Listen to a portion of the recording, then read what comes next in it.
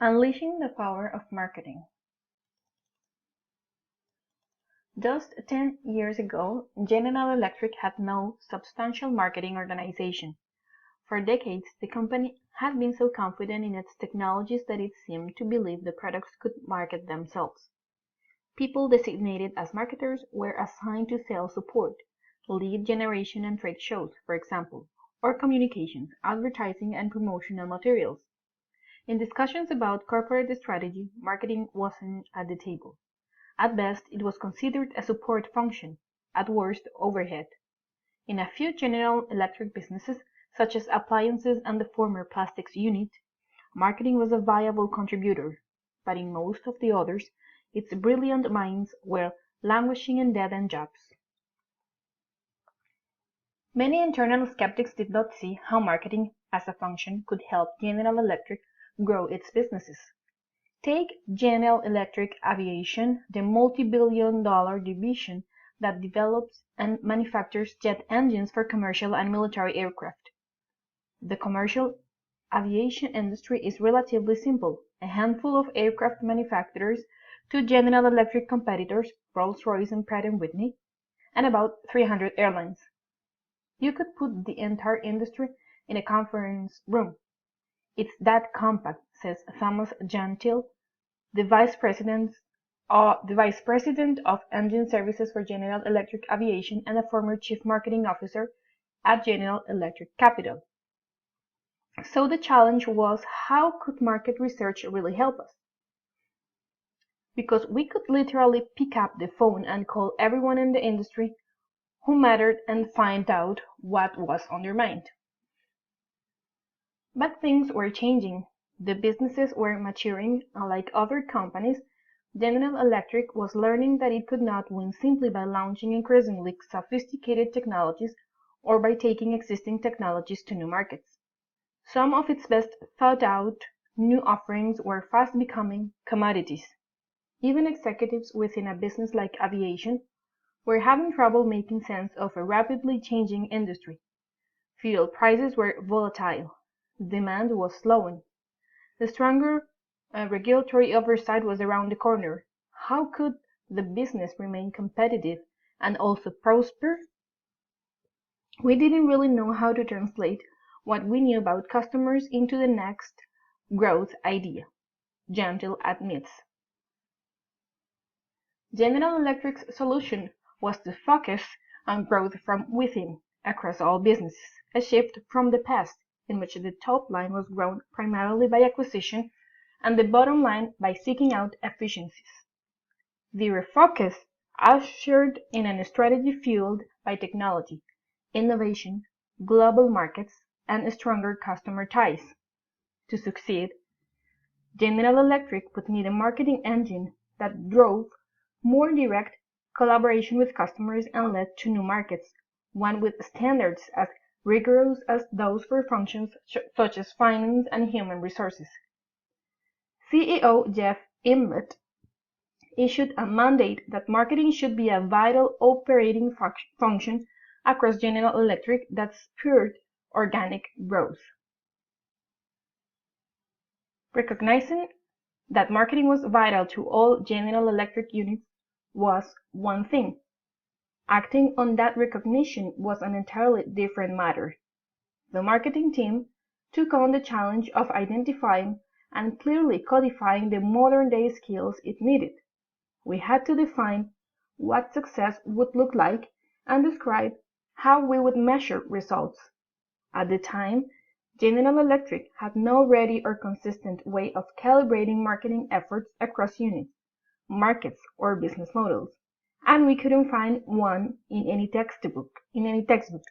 Perhaps most challenging, we had to identify and develop leadership capabilities in our team, whose track record was uneven at best.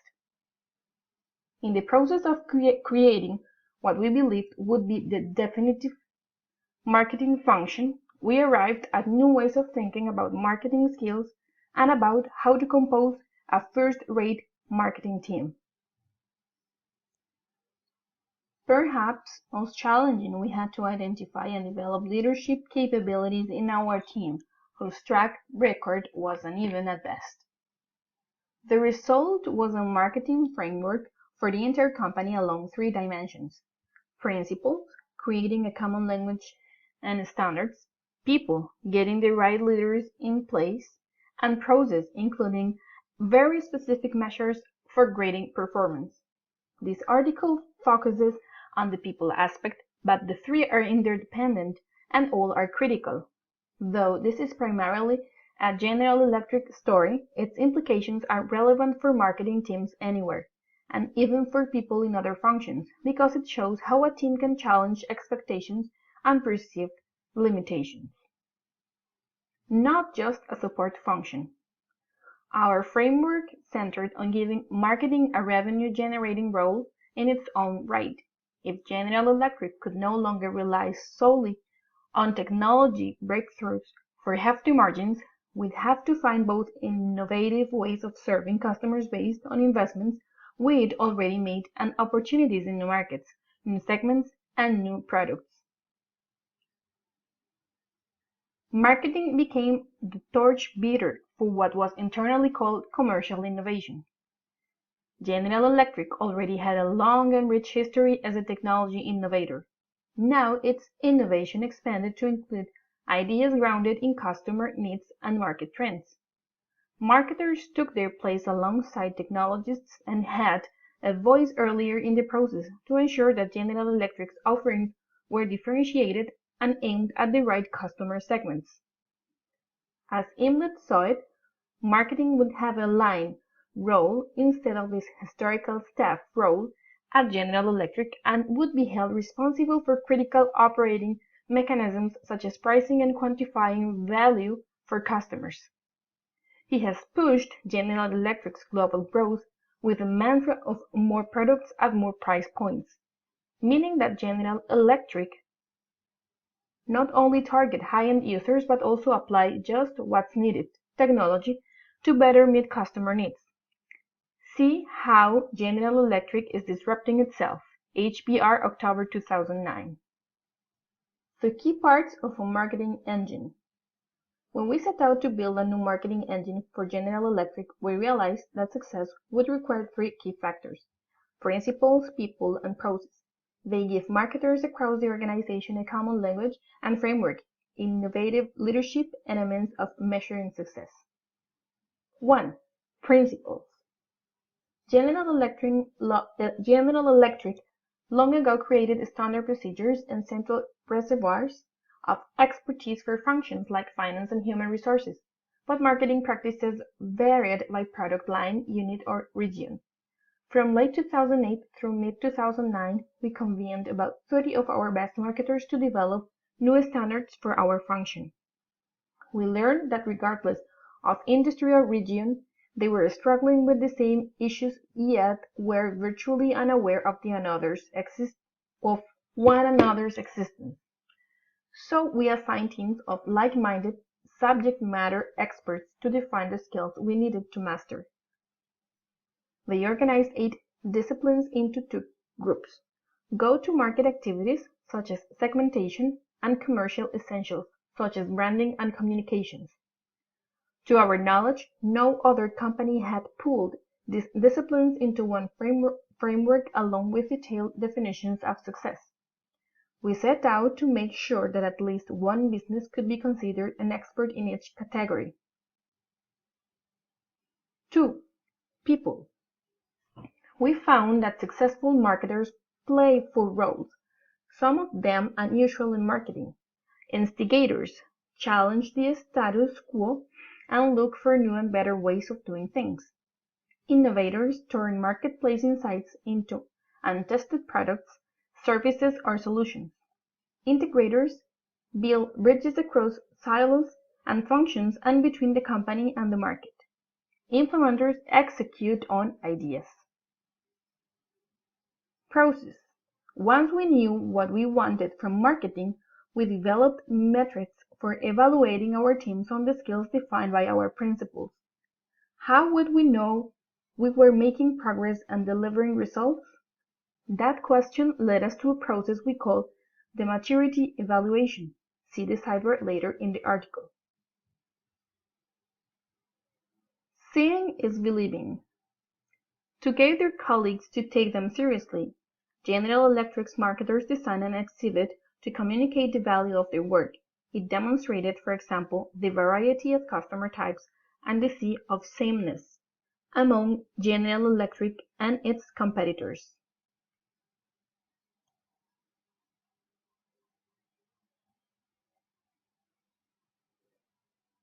The proof of marketing's expanded role lay in a series of new cross-company initiatives, among them Imagination Breakthroughs, a portfolio of growth projects created in 2004 and designed to engage in marketing and technology in ways that would create new value. These projects get attention, funding, and time to develop, which has been especially important in an economic slowdown, when future-oriented projects are often an easy target for cuts.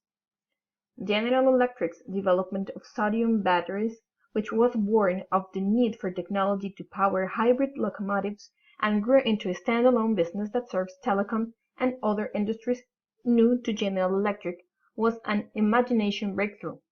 A General Electric healthcare offering that combined existing technologies for a new purpose, namely allowing emergency responders to better distinguish between ischemic and hemorrhagic strokes and then direct patients to the right hospital for care, was another. The imagination breakthroughs collectively generate $2 billion in new revenue annually.